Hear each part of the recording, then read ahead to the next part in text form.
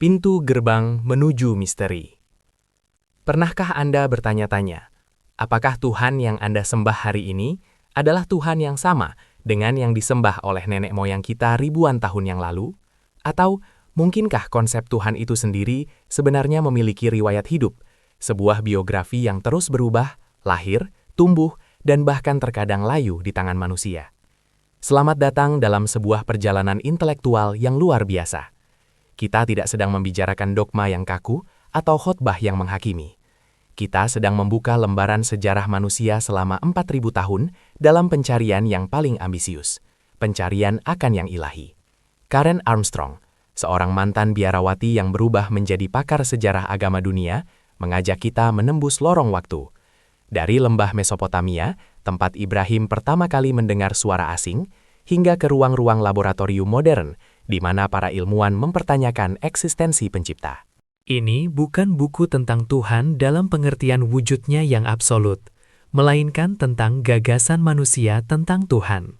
Karena, seperti yang akan kita pelajari hari ini, setiap generasi berhak, bahkan wajib, menciptakan citra Tuhan yang sesuai dengan tuntutan zaman mereka. Bersiaplah, karena setelah mendengar kisah ini, cara Anda memandang iman dan sejarah tak akan pernah sama lagi. 1. Tuhan sebagai produk imajinasi kreatif. Dalam buku Sejarah Tuhan, Karen Armstrong menjelaskan bahwa konsep Tuhan sebagai produk imajinasi kreatif bukan berarti Tuhan adalah sebuah kebohongan atau fiksi belaka, melainkan sebuah cara manusia untuk memberikan makna pada kehidupan. Berikut adalah perluasan mendalam mengenai konsep tersebut. A. Tuhan dan kebutuhan akan makna. Armstrong berpendapat bahwa manusia adalah homo religius, makhluk yang secara alami menciptakan agama pada saat yang sama ketika mereka menciptakan karya seni.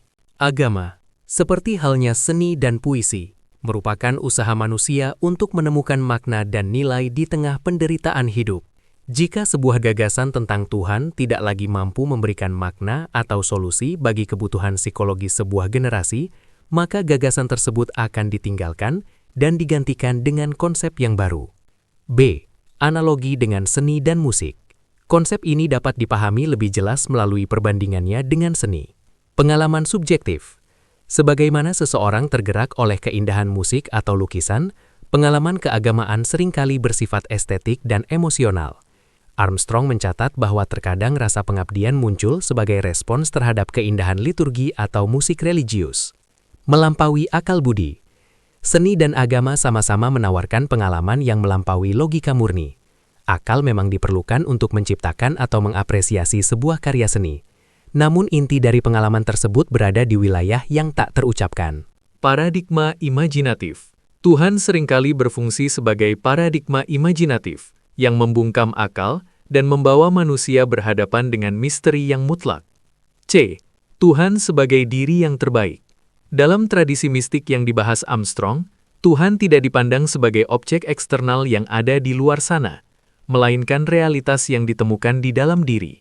Dalam pandangan ini, Tuhan adalah diri kita yang terbaik, yang muncul melalui kehadiran yang melampaui semua pengetahuan rasional.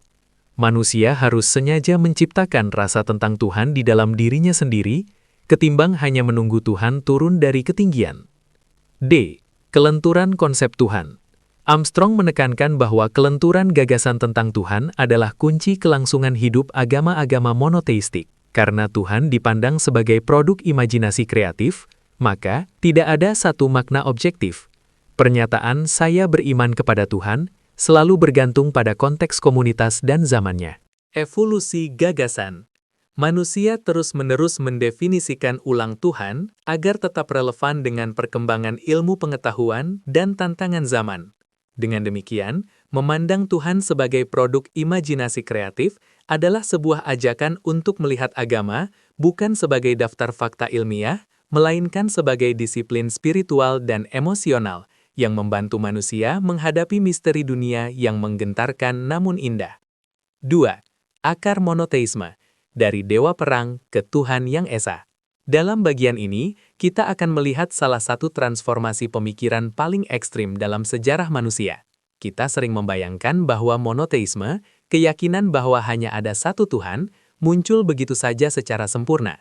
Namun, Karen Armstrong menunjukkan bahwa perjalanan menuju Tuhan yang esa adalah proses yang panjang, penuh darah, dan pergulatan identitas. A. Yahweh, sang dewa gunung yang cemburu.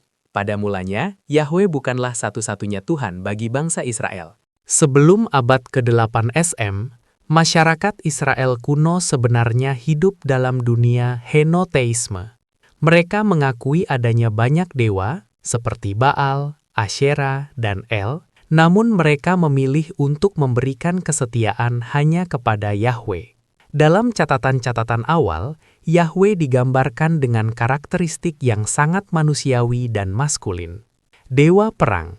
Dia adalah sosok yang memimpin bala tentara Israel menuju pertempuran. Dia adalah Tuhan yang keras, yang memerintahkan pemusnahan musuh-musuh sukunya. Tuhan yang berlokasi. Awalnya, dia dianggap bersemayam di tempat-tempat spesifik, seperti Gunung Sinai. Kehadirannya ditandai dengan fenomena alam yang dahsyat, petir, gempa bumi, dan api yang menghanguskan. Kecemburuan ilahi. Karakteristik utama Yahweh saat itu bukanlah kemahakuasaannya atas alam semesta, melainkan sifatnya yang cemburu, kana. Dia menuntut kesetiaan tunggal dari umatnya dan sangat murka jika bangsa Israel berpaling kepada dewa-dewa kesuburan seperti Baal. Guncangan sejarah. Krisis yang mengubah iman. Apa yang membuat dewa suku yang terbatas ini menjadi Tuhan alam semesta? Jawabannya adalah trauma sejarah. Ketika bangsa Israel menghadapi ancaman kehancuran dari kekaisaran besar seperti Asyur dan Babilonia, iman mereka berada di titik nadir. Logika kuno mengatakan, jika bangsa Anda kalah perang, berarti dewa Anda lebih lemah dari dewa pemenang. Namun para nabi Israel melakukan lompatan imajinatif yang brilian. Alih-alih mengakui Yahweh kalah, para nabi seperti Amos dan Yesaya berargumen bahwa bangsa-bangsa besar itu sebenarnya hanyalah alat di tangan Yahweh untuk menghukum Israel yang tidak adil. Disinilah Tuhan mulai meluas. Dia bukan lagi dewa lokal yang hanya peduli pada Israel, melainkan penguasa sejarah dunia yang mengendalikan kerajaan-kerajaan besar demi tujuan moralnya.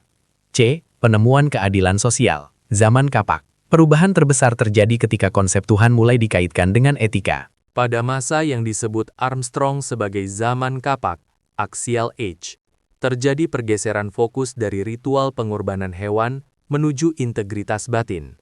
Para nabi mulai meneriakkan bahwa Yahweh tidak peduli dengan asap persembahan jika rakyat miskin masih ditindas.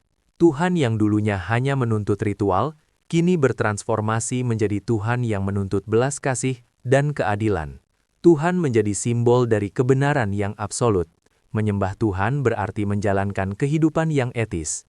Kesucian tidak lagi ditemukan di kuil yang megah, tapi dalam cara kita memperlakukan janda, anak yatim, dan orang asing. D. Pengasingan di Babilonia, kelahiran monoteisme sejati.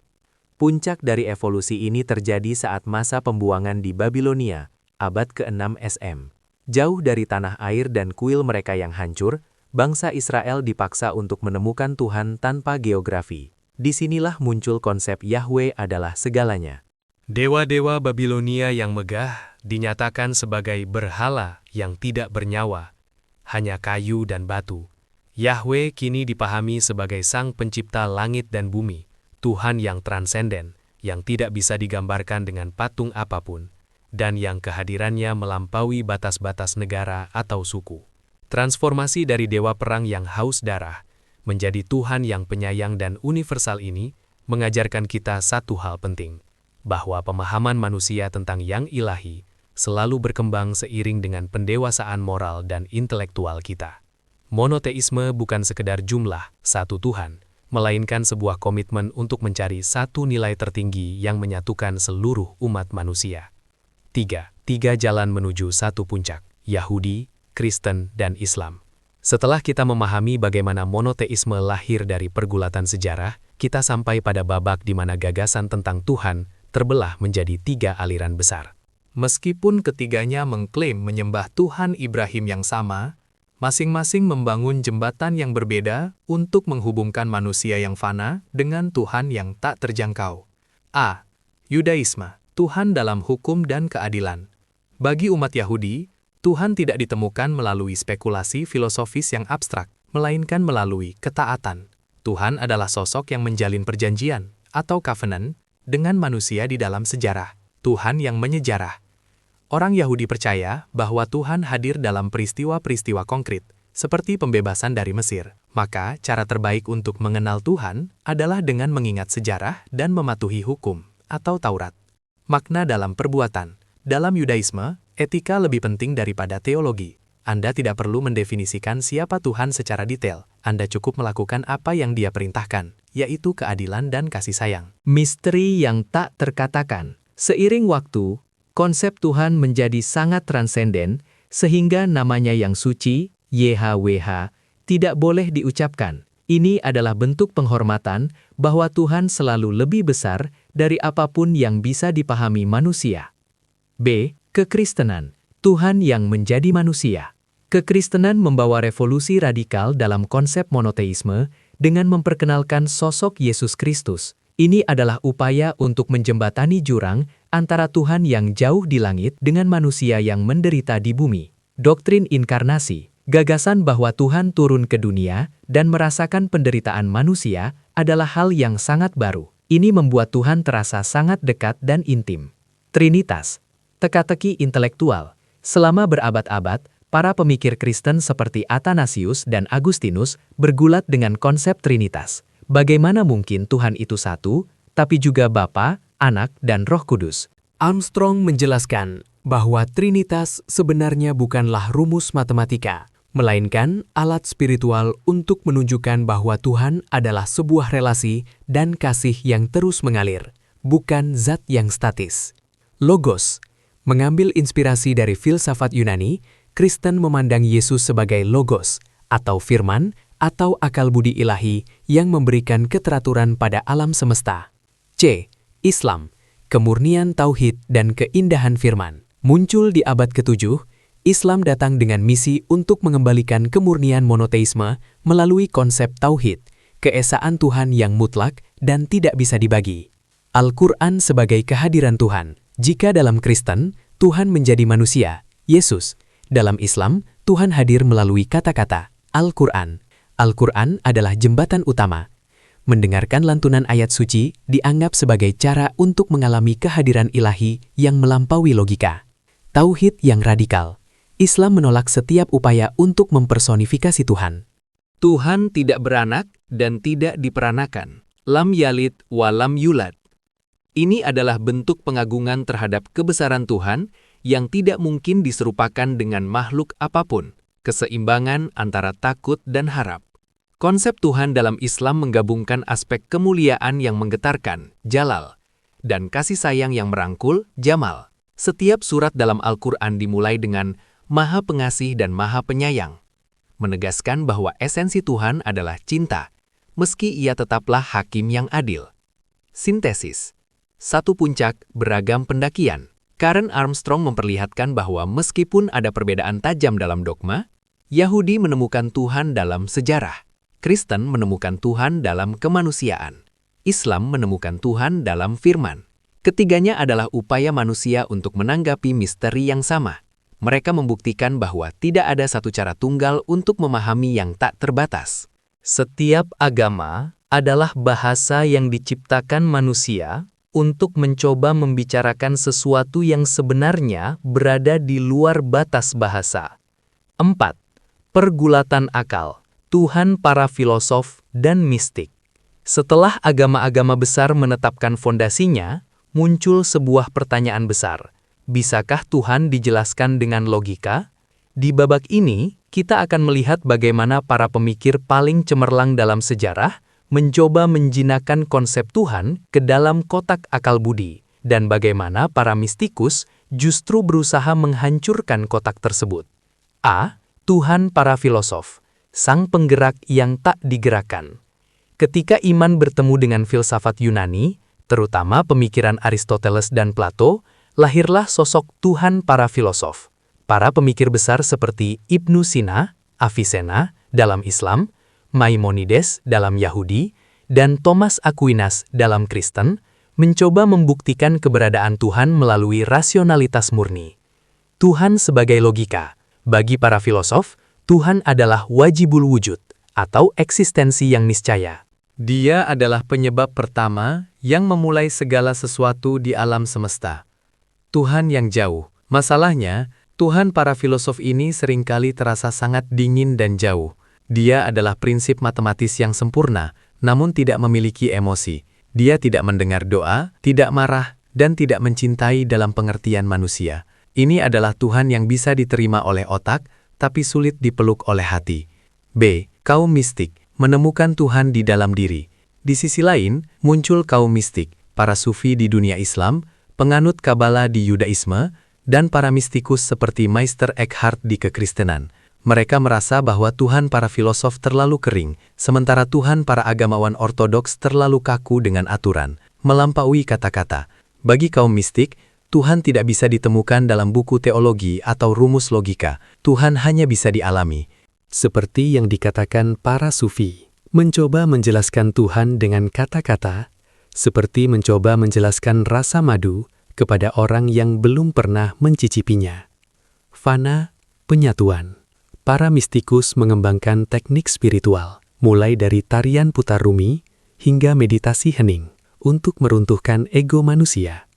Mereka percaya bahwa ketika ego mati, yang tersisa hanyalah Tuhan. Tuhan adalah cermin. Mereka mengajarkan bahwa untuk melihat Tuhan, kita tidak perlu menatap ke langit, melainkan menatap ke dalam lubuk hati yang paling dalam. Di sanalah wajah Tuhan terpantul. C. Ketegangan yang kreatif. Buku Karen Armstrong memperlihatkan ketegangan yang hebat antara dua kubu ini. Para penjaga hukum, ortodoksi, seringkali mencurigai kaum mistik sebagai penganut sesat, karena dianggap terlalu meremehkan syariat. Sementara kaum filosof sering dianggap menjauhkan umat dari iman yang sederhana. Namun Armstrong mencatat sebuah poin penting. Agama yang sehat membutuhkan keduanya. Tanpa akal, filsafat, agama akan jatuh ke dalam tahayul dan fanatisme buta yang berbahaya. Tanpa rasa, mistik, agama akan berubah menjadi institusi politik yang haus kekuasaan dan kehilangan jiwa kasih sayangnya. D. Penemuan ketidaktahuan yang suci. Puncak dari pergulatan ini adalah kesadaran bahwa semakin kita tahu tentang Tuhan, semakin kita menyadari bahwa kita tidak tahu apa-apa. Ini disebut sebagai apophatic theology, atau jalan ketidaktahuan. Para pemikir besar akhirnya sepakat bahwa nama terbaik bagi Tuhan adalah misteri. Mengakui bahwa Tuhan berada di luar jangkauan pikiran kita justru merupakan bentuk penghormatan tertinggi kepadanya. 5. Ancaman modernitas, pencerahan dan kematian Tuhan. Kita sekarang memasuki babak yang paling menantang dalam biografi Tuhan. Selama ribuan tahun, Tuhan adalah pusat dari segala penjelasan tentang alam semesta. Namun pada abad ke-16 dan ke-17, sebuah kekuatan baru lahir di barat yang akan mengubah segalanya, revolusi ilmiah. A. Tuhan para ilmuwan. Sang pembuat jam yang pensiun. Pada masa pencerahan, Enlightenment, para ilmuwan seperti Isaac Newton tidak serta-merta membuang Tuhan. Sebaliknya, mereka mencoba menggunakan sains untuk membuktikan kehebatan Tuhan. Tuhan mekanis. Alam semesta mulai dipandang sebagai mesin raksasa yang sangat teratur. Tuhan digambarkan sebagai pembuat jam, the clockmaker, yang agung. Dia merancang mesinnya, memutar pegasnya, lalu membiarkannya berjalan sendiri menurut hukum fisika. Masalah deisme. Pandangan ini menciptakan masalah baru. Jika alam semesta berjalan otomatis menurut hukum alam, untuk apa lagi kita berdoa? Tuhan menjadi sosok yang pensiun. Sebuah prinsip desain yang jauh, dingin, dan tidak lagi terlibat dalam urusan emosional manusia. B. Benturan sains dan kitab suci. Ketika Charles Darwin menerbitkan The Origin of Species, guncangan yang terjadi bukan hanya soal biologi, melainkan soal fondasi iman. Tuhan sebagai penjelas celah. God of the gaps. Sebelum sains maju, manusia menggunakan Tuhan untuk menjelaskan hal-hal yang tidak mereka pahami, seperti petir atau penyakit. Namun, setiap kali sains menemukan jawaban logis, wilayah kekuasaan Tuhan semakin mengecil. Literalisme versus simbol. Masalah besar muncul di Barat karena banyak orang mulai membaca kitab suci secara literal, harfiah. Ketika catatan Alkitab tentang penciptaan 6 hari berbenturan dengan bukti geologi jutaan tahun, iman banyak orang runtuh karena mereka lupa bahwa bahasa agama sebenarnya adalah bahasa simbol dan puisi, bukan jurnal ilmiah. C. Bangkitnya ateisme modern. Puncaknya terjadi pada abad ke-19. Para pemikir seperti Karl Marx menyebut agama sebagai opiat, obat bius bagi rakyat jelata. Sementara Sigmund Freud menyebut Tuhan sebagai ilusi atau proyeksi dari sosok ayah yang kita butuhkan untuk merasa aman. Namun, pernyataan yang paling meledak datang dari Friedrich Nietzsche. Tuhan telah mati. Armstrong menjelaskan bahwa Nietzsche tidak bermaksud mengatakan Tuhan benar-benar mati secara biologis, melainkan bahwa gagasan tentang Tuhan sudah tidak lagi menjadi pusat moral dan budaya kita. Kita telah membunuh Tuhan dengan rasionalitas kita sendiri, dan sekarang kita harus menghadapi kekosongan makna nihilisme yang menakutkan. D. Kegagalan Tuhan ruang menakutkan.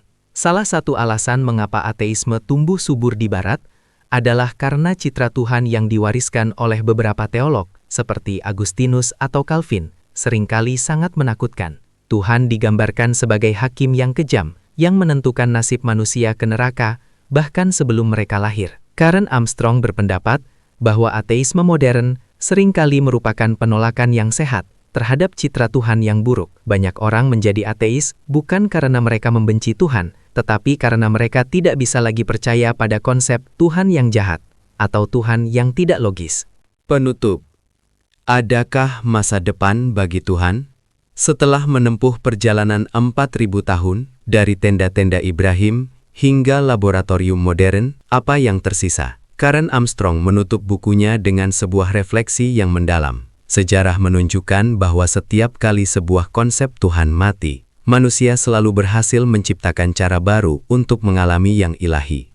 Agama tanpa dogma. Mungkin di masa depan, Tuhan tidak lagi dipandang sebagai seseorang di atas awan, melainkan sebagai dimensi kedalaman dalam hidup kita. Kembalinya spiritualitas. Saat ini kita melihat fenomena di mana orang meninggalkan agama institusional, namun tetap mencari spiritualitas, meditasi, dan keheningan. Ini adalah bukti bahwa kerinduan manusia akan sesuatu yang melampaui dirinya tidak akan pernah hilang. Tuhan, dalam sejarahnya, selalu merupakan cermin dari aspirasi tertinggi kita. Jika kita ingin menemukan Tuhan di masa depan, mungkin kita harus berhenti mencarinya di luar sana, dan mulai mencarinya dalam tindakan belas kasih, compassion, kepada sesama. Karena pada akhirnya, sejarah Tuhan adalah sejarah tentang upaya manusia untuk menjadi lebih manusiawi.